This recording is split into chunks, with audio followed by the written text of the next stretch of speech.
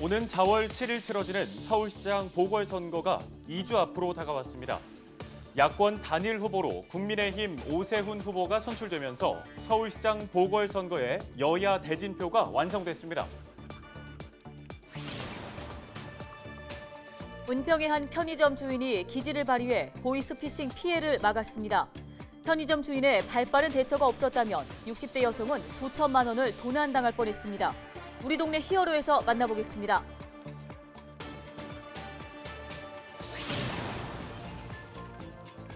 양천구의회가 업무 추진비를 홈페이지를 통해 공개하기로 결정했습니다. 양천구의회는 업무 추진비 부정 사용이 적발될 경우 윤리위원회에 회부하기로 했습니다.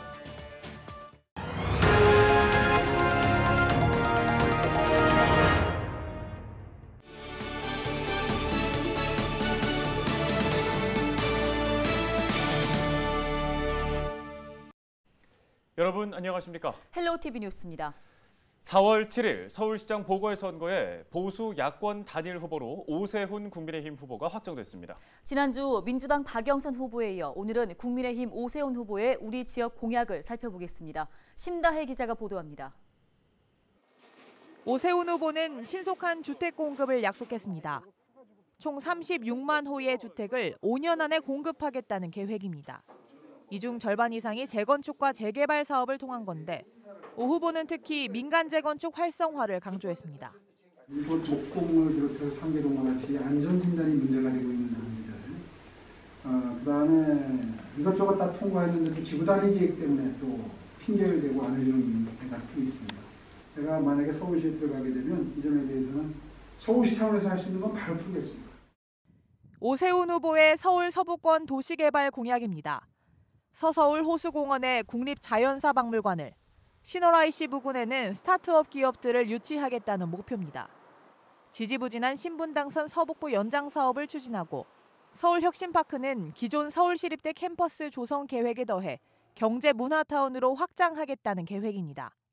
서울혁신파크, 그다음에 은평 뉴타운을 비롯한 상암 DMC지구 중심으로 해서 많은 변화가 있을 거고요. 경전철도 들어가게 될 것입니다. 무상급식 주민투표 이후 스스로 시장직을 내려놓은 지 10년 만에 정치 재기 기회를 갖게 된 오세훈 서울시장 후보. 25일부터 공식 선거운동에 돌입해 표심 잡기에 나설 예정입니다. 헬로티비 뉴스 심다혜입니다. 서울시가 4.7 보궐선거 투표소 코로나19 안심 대책을 내놓았습니다. 먼저 서울시장 보궐선거 본투표는 다음 달 7일 아침 6시부터 저녁 8시까지 실시되며 사전투표는 4월 2일부터 이틀 동안 진행됩니다. 사전투표 시간은 오전 6시부터 오후 6시까지이며 별도의 신고 없이 전국 사전투표소 어디서나 투표가 가능합니다. 코로나19 확진자와 자가격리자도 사전투표를 할 수 있습니다. 이를 위해 서울시는 남산 뉴스호스텔 등 생활치료센터 5곳에 특별 사전투표소를 설치할 예정입니다. 자가격리 중인 확진자의 경우는 보궐선거일인 7일에는 이동 명령 제한이 완화돼 발열과 호흡기 증상이 없으면 임시 기표소에서 투표를 할 수 있습니다. 서울시 관계자는 서울 시민 누구나 안전한 환경에서 투표할 수 있도록 준비하고 있다며 모두가 안전하게 투표권을 행사할 수 있도록 방역 수칙을 지켜달라고 당부했습니다. 약 12만 명의 서울 시민들이 코로나19 백신 접종을 맞았습니다. 24일 0시 기준 코로나19 백신 신규 접종자가 1,537명 늘었고 2차 접종자는 519명 증가했다고 서울시는 설명했습니다. 이로써 누적 접종자 수는 1차 11만 9,118명, 2차 1,283명입니다. 예방접종 후 이상 반응으로 의심되는 신고 사례는 43건이 늘어 총 1,462건인데요. 신고 사례 중 99.6%가 구토와 발열, 메스꺼움 등의 경증 사례입니다. 서울시는 순차적으로 진행하는 예방접종에 순서대로 빠짐없이 참여해달라고 당부하고 예방접종 이후에는 접종 부위에 통증이나 부기, 메스꺼움 등이 발생할 수 있다고 안내했습니다.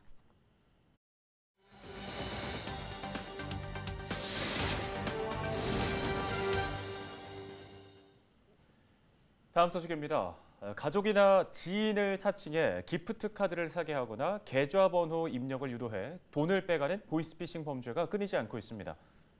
최근 은평에서도 60대 여성이 보이스피싱 피해를 입을 뻔했는데요. 편의점 주인이 기지를 발휘해 피해를 막았습니다. 우리 동네 히어로 손성혜 기자가 소개합니다. 한 여성이 편의점으로 들어옵니다.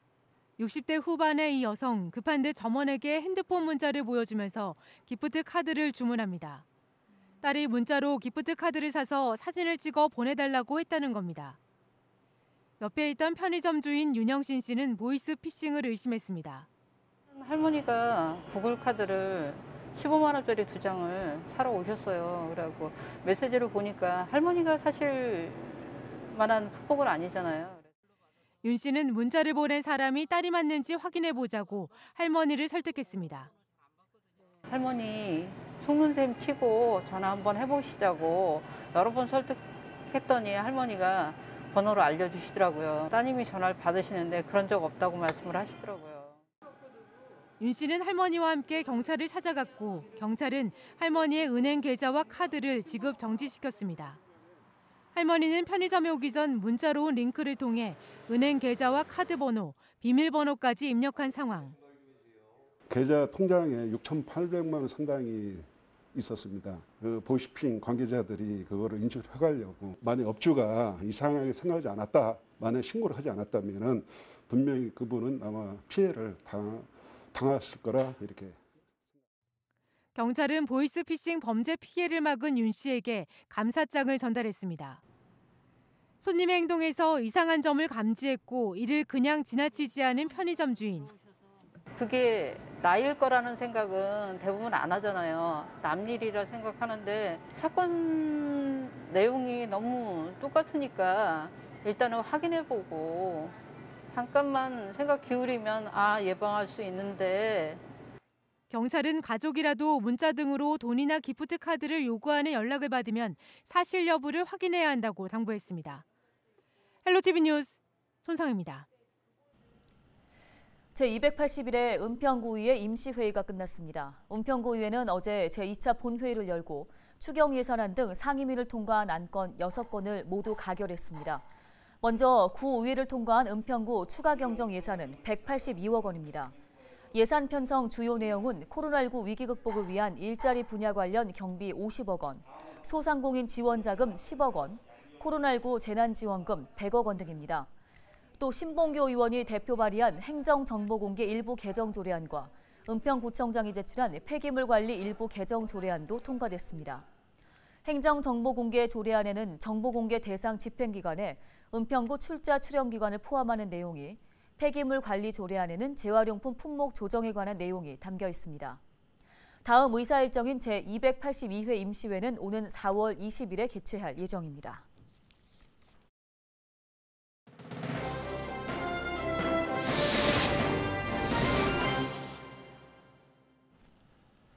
정보공개 청구를 해야만 알 수 있었던 양천구의회 의장단의 업무 추진비가 앞으로 3개월마다 공개됩니다. 양천구의회 의원 전원이 업무 추진비 공개를 의무화하는 데에 찬성했는데요. 네, 정순희 양천구의회 운영위원장 연결해서 보다 자세한 이야기 들어보겠습니다. 첫 번째 질문 드리겠습니다. 업무 추진비 공개를 의무화하는 조례를 이제 의원 전원이 공동으로 발의했는데요. 이 과정에서 의원들 사이에 어떤 내용들이 오갔는지, 또 만장일치로 조례 발의하기까지 과정이 어땠는지 궁금합니다.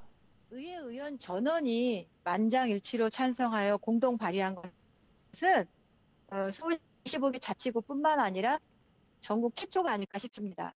업무 추진비 집행 및 공개에 관한 조례를 준비하고 발의하는 데 있어서 제8대 의회 의원 18명의 의원님들이 모두 찬성하고 동참해 주셨습니다. 주민의 복리 증진을 위한 접근 방법에 있어서는 여야 간의 의견이 다를 때도 있었습니다만 이번과 같이 주민의 대표로서 스스로의 책임감과 자정 능력을 보이는 점에 있어서는 양천구 의회 18명의 모든 의원들이 한마음 한뜻으로 함께할 수 있었습니다. 이 때문에 조례를 준비하고 발의하고 심사하는 과정에서 어려움은 전혀 없었습니다. 네, 이번에 제정된 이 업무 추진비 공개 조례에는 어떤 내용들이 담겨 있는지 구체적인 설명도 좀 부탁드립니다. 업무 추진비 집행 기준을 구체적으로 명시했습니다.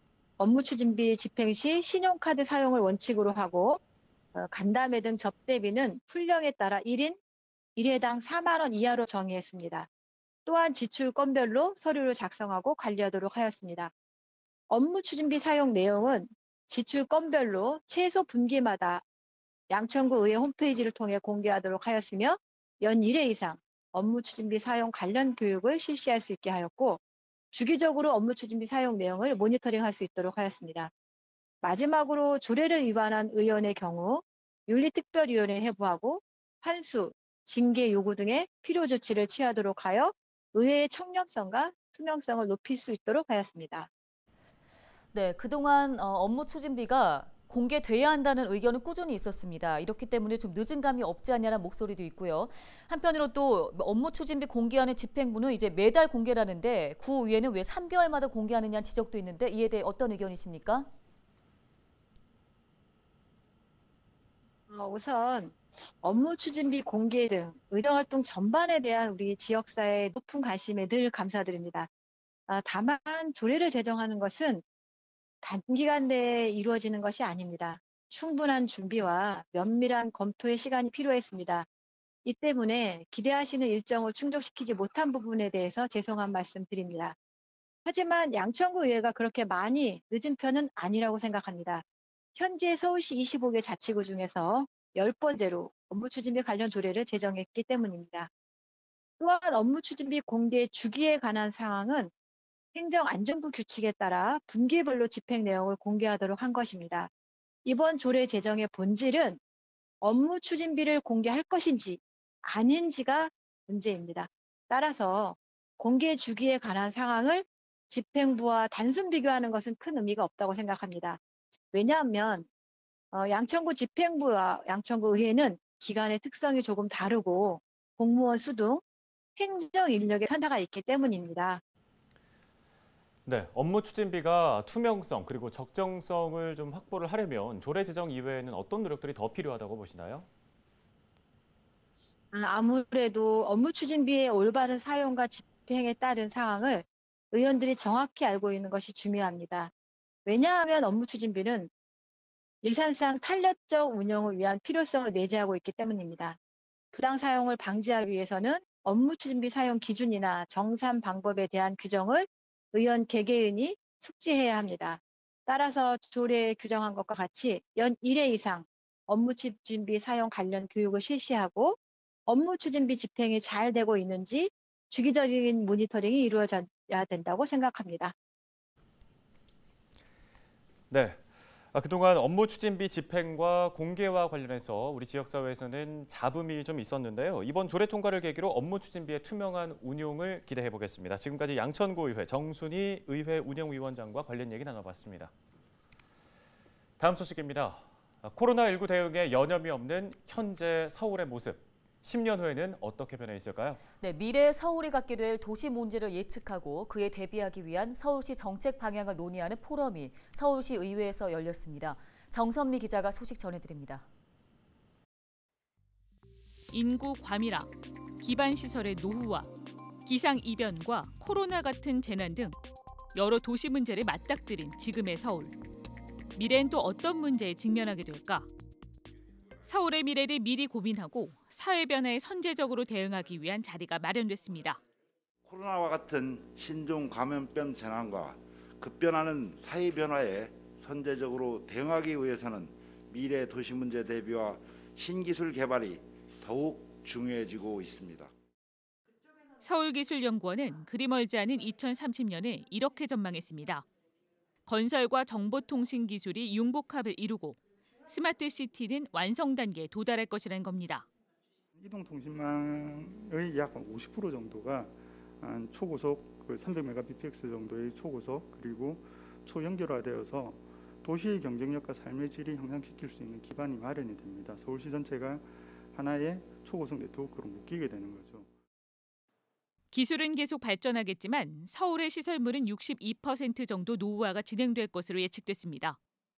과거에 구축된 인프라의 노후화가 본격적으로 진행돼 각종 안전사고와 인명재산 피해가 지속해서 발생할 거라는 겁니다. 전문가들은 이런 예측을 기반으로 다가올 문제에 대비해야 한다면서 제도와 예산이 뒷받침돼야 첨단 기술로 새로운 유지관리 체제를 구축할 수 있다고 조언했습니다. 서울시는 앞으로 기존 조직을 정비하고 기술 연구 활용을 극대화하는 등 유기적인 협력을 강화할 수 있는 정책을 마련하겠다고 밝혔습니다. TBS 정선미입니다. 은평구가 신분당선 서북부 연장선 조기 추진에 총력을 다하고 있다고 밝혔습니다. 신분당선 서북부 연장선은 서울 서북부 지역 교통난 해소를 위한 간선 급행철도망입니다. 노선 구간은 용산에서 은평을 거쳐 삼송까지 약 18.6km입니다. 하지만 지난 2019년 4월 한국개발연구원 예비타당성 조사에서 경제성이 부족해 사업 추진이 어렵다는 의견이 나왔습니다. 그동안 은평구는 기획재정부 등 관계기관에 창릉 신도시 건설 등 새로운 교통 수요 반영을 포함한 예비타당성 조사 개선을 요청했습니다. 또 신분당선 서북부 연장선 조기 추진을 요구하는 주민 30만 명의 서명을 서울시와 국토부에 전달한 바 있습니다. 김미경 은평구청장은 철도 인프라 구축 노선에 대해서는 지역 균형 발전 요소를 도입하고 서울시는 재정 투입을 통해 조기에 사업을 추진하겠다는 의지를 표명해야 한다고 강조했습니다. 다음 소식입니다. 양천구가 외국인 건축 노동자 130명을 대상으로 코로나19 선제 검사를 진행했습니다. 양천구는 건축 공사장의 집단 감염을 예방하기 위해 찾아가는 선별진료소를 운영해 외국인 노동자들을 검사했다고 설명했습니다. 찾아가는 선별진료소는 신정동과 목동 지역의 7개 공사 현장에서 운영됐습니다. 다음 소식입니다. 은평구는 사회적 경제 활성화 기금 융자 사업을 확대 시행한다고 밝혔습니다. 사회적 경제 활성화 기금 융자 사업 대상은 은평구에 있는 사회적 경제 기업 또는 단체입니다. 한 개 기업당 최대 1억 원을 지원하며 연이율 0.8%로 4년 또는 5년에 걸쳐 원금을 나눠 갚는 조건입니다. 자금이 필요한 사회적 경제 기업은 우리은행 은평구청 지점에 사전 상담을 받은 후 은평구청 사회적 경제과로 신청하시기 바랍니다. 양천구가 중고등학생을 대상으로 진로 적성 검사와 상담 프로그램을 무료로 운영합니다. 양천구 진로직업체험지원센터는 올해 12월까지 진로 적성 검사 도구를 사용한 프로그램인 진로 나침반에 참여할 청소년을 모집한다고 밝혔습니다. 매달 최대 12명의 중고등학교 청소년이 프로그램에 참여할 수 있는데요. 선정된 학생은 온라인으로 진로 적성 검사를 한 후 검사 결과를 토대로 전문 진로 상담사와 함께 1:1 맞춤형 심층 상담을 진행합니다. 자세한 내용은 양천구 홈페이지와 양천 진로직업체험지원센터에서 확인할 수 있습니다. 서울시가 중증 외상 최종치료센터 4곳을 운영합니다. 중증 외상치료센터 4곳은 고대 구로병원, 고대 안암병원, 국립중앙의료원, 서울대학교 병원입니다. 센터는 외상 전담팀과 수술실 등 중증 외상 환자를 위한 전용 치료시설을 갖췄고 응급의료센터에서 이송된 중증 외상 환자의 최종 치료를 담당합니다. 이를 위해 서울시는 각 센터별로 6억 3천만 원을 지원했습니다.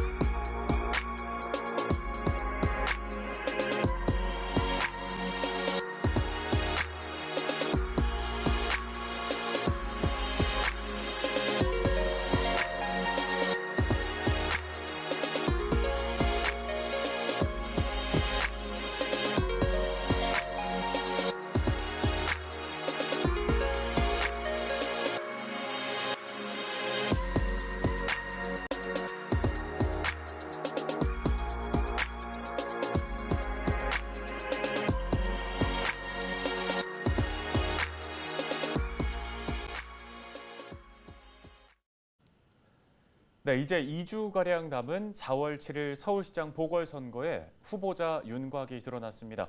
저희 헬로티비 뉴스에서는 후보자들의 공약을 소개해드렸는데요. 네, 우리 지역의 발전과 주민 생활 개선을 책임질 차기 시장은 누가 될까요? 후보자들의 공약들 꼼꼼하게 살펴보시고 신중한 정책 선거하시기 바랍니다.